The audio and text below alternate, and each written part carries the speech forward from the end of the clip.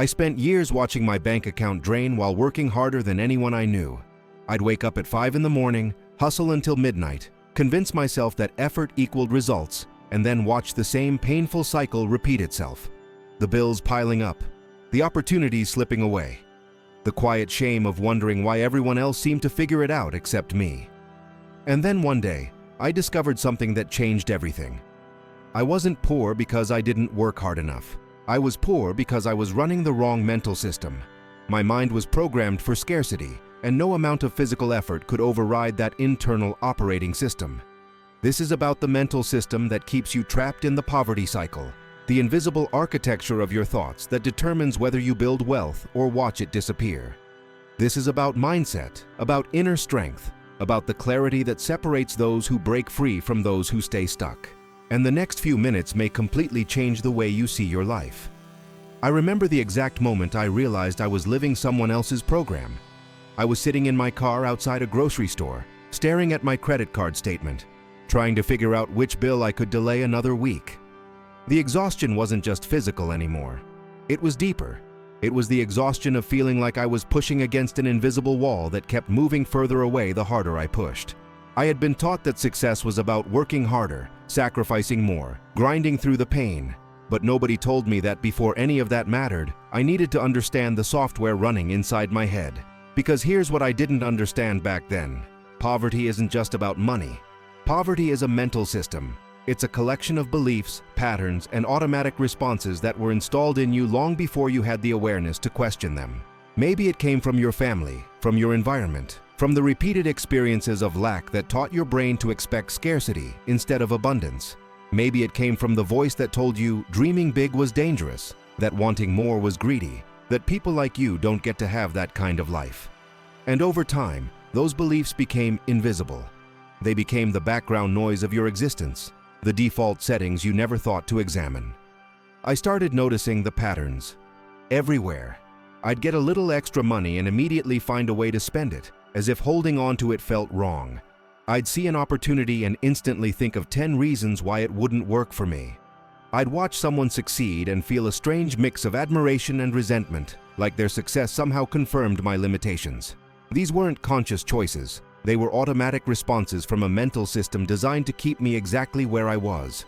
Napoleon Hill wrote about this decades ago when he said that riches begin with a state of mind, with definiteness of purpose. But I had been living with the opposite, a state of mind rooted in uncertainty, in the belief that abundance was for other people, not for me. The awakening happened gradually, then all at once. I started asking myself uncomfortable questions. Why did I sabotage myself every time I got close to something good? Why did financial success feel foreign in my body, like wearing clothes that didn't fit? Why did I automatically assume the worst outcome in every situation involving money? And slowly, painfully, I began to see the truth. I had been running a poverty program without realizing it. My self-growth had been limited because I never addressed the foundation.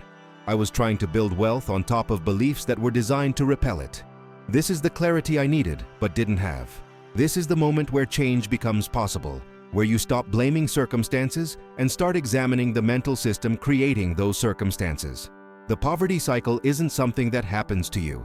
It's something that operates through you, using your own thoughts, emotions, and habits as its mechanism. Every time you think, "I can't afford it," before even checking, you're running the program.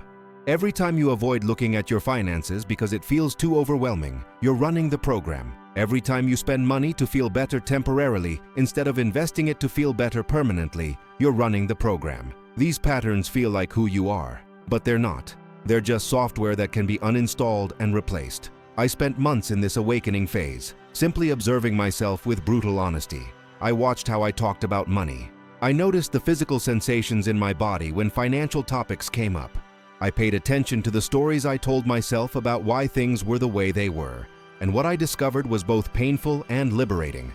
I was the one keeping myself poor. Not entirely, not in every way, but significantly.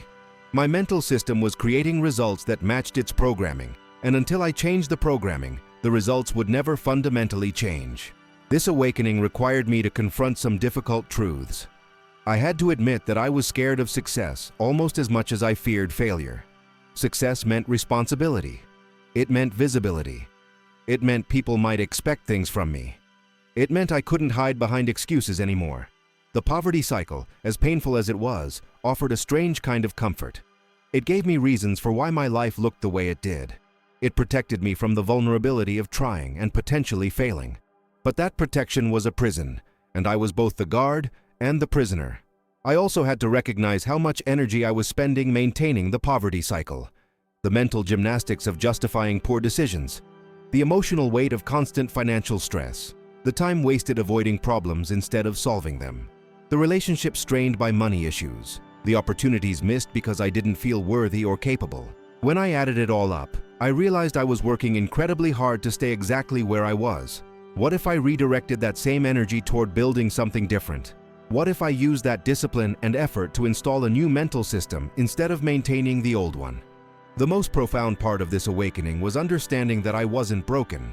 I wasn't fundamentally flawed or incapable. I was simply operating with outdated programming that no longer served me. This distinction is crucial because it shifts you from helplessness to empowerment.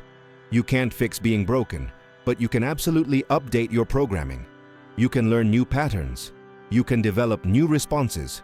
You can build new neural pathways that lead to prosperity instead of scarcity. This realization filled me with hope for the first time in years. Not naive hope that things would magically get better, but grounded hope based on understanding how change actually works. The awakening also taught me about the relationship between awareness and transformation. You cannot change what you cannot see. As long as the poverty cycle operated invisibly, as long as my limiting beliefs ran in the background without conscious examination, I had no power over them. But the moment I brought them into awareness, the moment I saw them clearly for what they were, they lost their absolute control. Awareness creates a gap between stimulus and response. In that gap lives choice. And choice is where freedom begins. I want to be clear about something. This awakening process isn't a one-time event. It's ongoing. Even now, after years of work, I still catch myself running old patterns occasionally. The difference is, I notice them quickly. I understand where they come from, and I have tools to redirect myself. The poverty cycle doesn't just disappear completely. It becomes weaker, less influential, easier to override. You're building inner strength every time you recognize an old pattern and choose differently.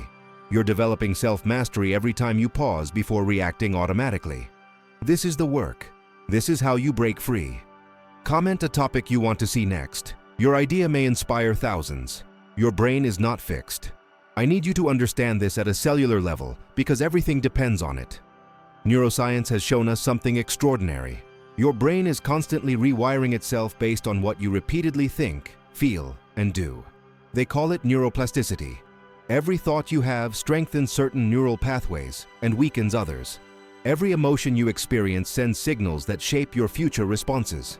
Every action you take teaches your brain what to expect next. And right now, your brain is wired for the poverty cycle because that's what it knows. That's what feels familiar. That's the path of least resistance.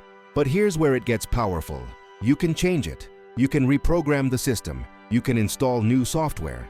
This isn't motivational talk. This is biology. When you consciously choose different thoughts, when you challenge the automatic patterns, when you practice discipline in directing your mental energy, you literally create new neural pathways.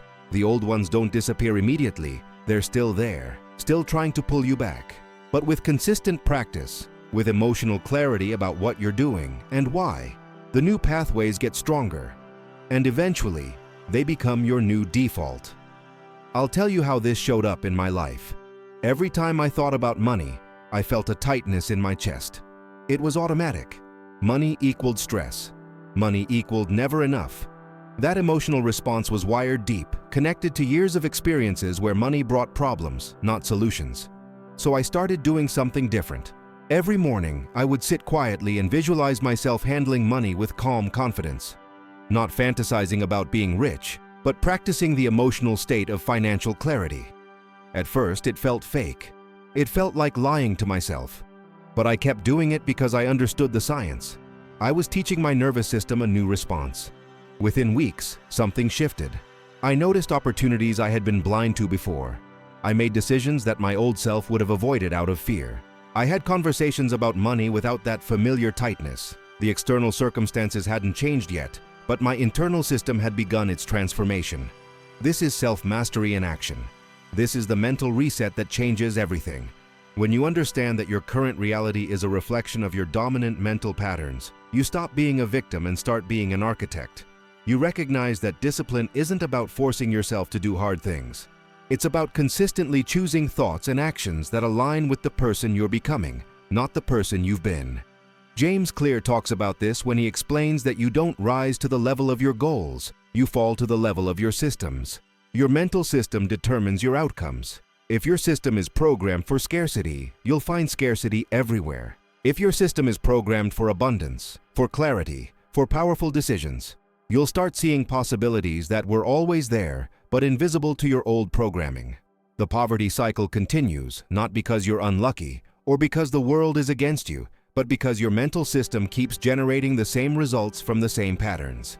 If this message is already making sense to you, like this video and share it with someone who needs this today. And if you want to go deeper, there's a complete ebook with practical exercises in the first pinned comment. It costs less than a coffee, but it can completely shift your mindset. The reprogramming requires personal energy. It requires you to become aware of the moment between stimulus and response, that tiny gap where choice exists. When you feel that familiar fear around money, can you pause before reacting? Can you notice the thought without becoming it? Can you choose a different response, even if it feels uncomfortable? This is where freedom lives, in that space of awareness. This is where you break the automatic patterns and install new ones. This is emotional clarity meeting discipline, and together, they create transformation. Let me be specific about how this works practically. Your mental system operates on 3 levels: thoughts, emotions, and behaviors. Most people try to change behaviors while leaving thoughts and emotions untouched, and that's why change doesn't last. You need to work at all 3 levels simultaneously. When a limiting thought appears, you acknowledge it, question its validity, and consciously choose a different thought. When a scarcity emotion arises, you feel it fully without judgment, understand its origin, and practice embodying abundance emotions instead. When you notice a self-sabotaging behavior, you interrupt the pattern and replace it with a behavior aligned with your new identity. This process isn't comfortable. Your old mental system will fight back because it's trying to protect you.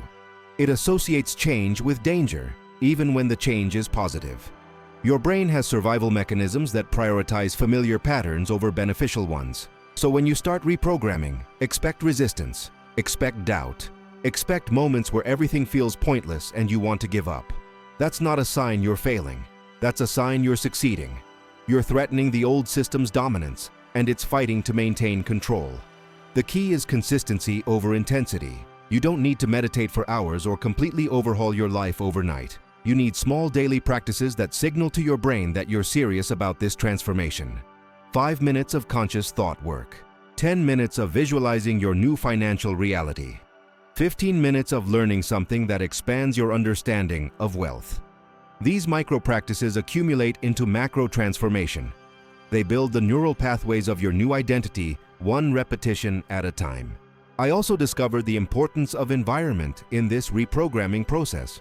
Your mental system is constantly absorbing information from your surroundings, from the people you spend time with, from the content you consume, from the conversations you have. If you're trying to build a prosperity mindset while surrounded by scarcity thinking, you're fighting an uphill battle. You need to audit your environment ruthlessly. Who are you listening to? What are you watching? What messages are entering your consciousness repeatedly? Are they reinforcing the old program or supporting the new one?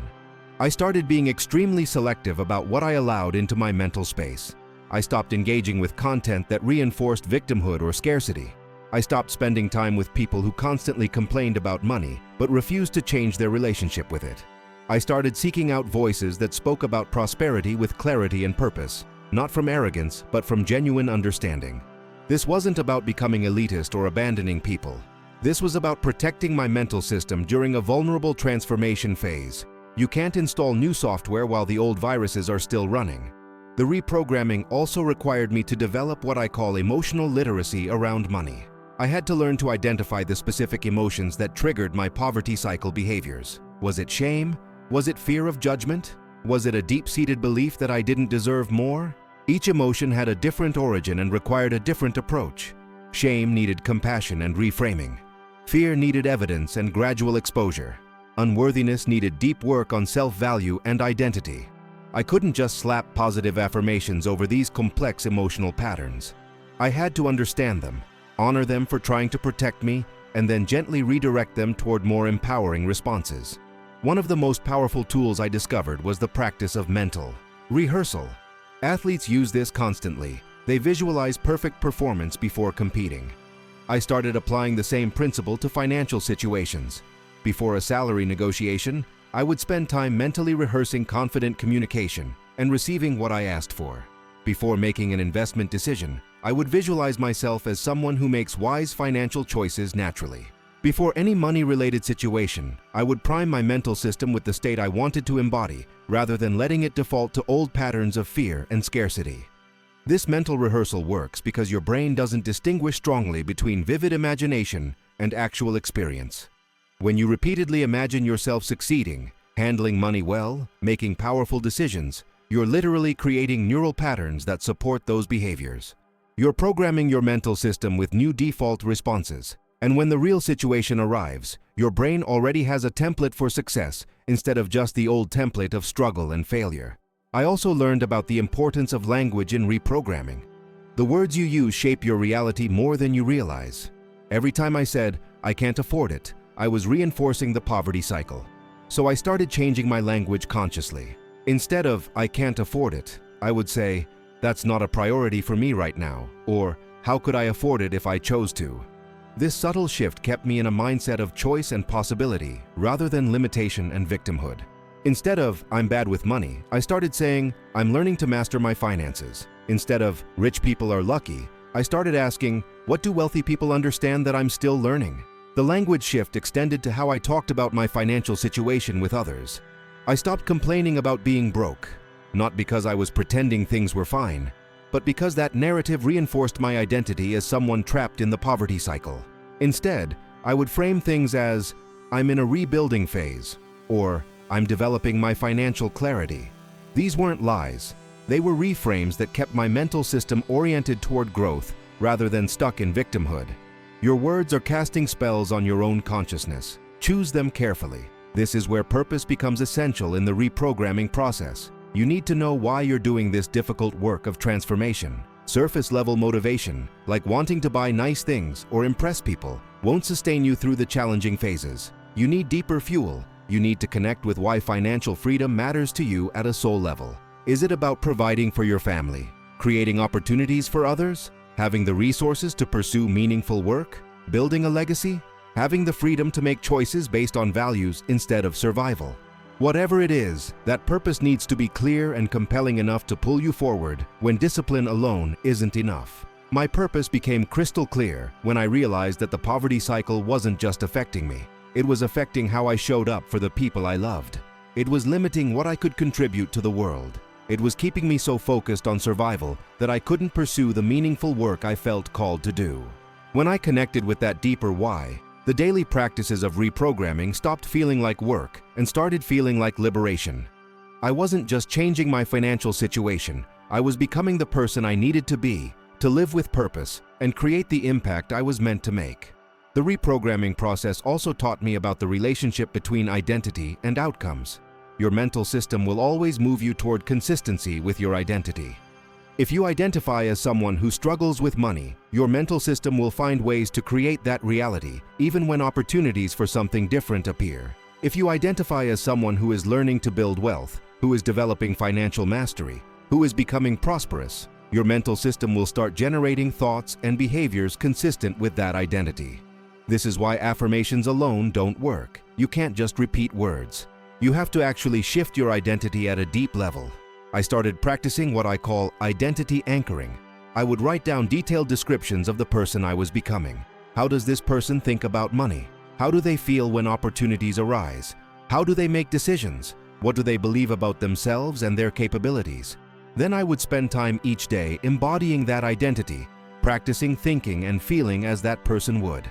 At first, it felt like role-playing. But gradually, the gap between who I was and who I was becoming started to close. The new identity stopped feeling like pretending and started feeling like coming home to my true self.